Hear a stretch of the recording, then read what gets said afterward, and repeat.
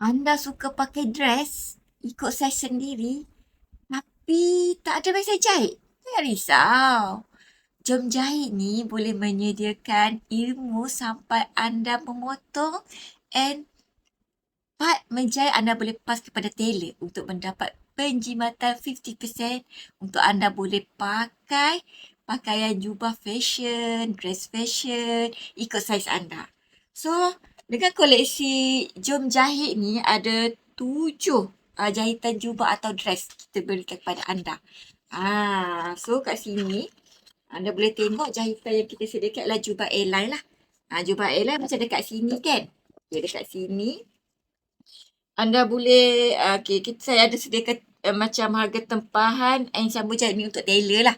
Untuk tailor. Bagi anda yang tak ada mesej jahit, anda buat sampai memotong and pas kepada tailor untuk anda dapat harga sambung jahit. 50% jimat. So, adalah jubah cardigan. Semua kita nak pakai ikut saiz kita baru sedap. Bahu tak jatuh dan sebagainya. Shape ikut badan kita. Sebab shape setiap orang lain-lain. Ni adalah baju jubah layer. Jubah cape. Bagi orang yang nak pakai fashion-fashion tudung kan. Tapi nak menutup dada. So, kita pakai jubah cape. Macam tu. Okay, dress peplum. Dress butterfly. Dan juga evening dress. So, kat sini kita ada 7 koleksi jubah dan dress. Bagi anda yang suka pakai dress, inilah anda kena dapatkan buku ni sebab kita akan bagi sekali dengan step by step video dan juga e-book secara percuma dan anda boleh belajar bila-bila masa and ilmu dalam lifetime.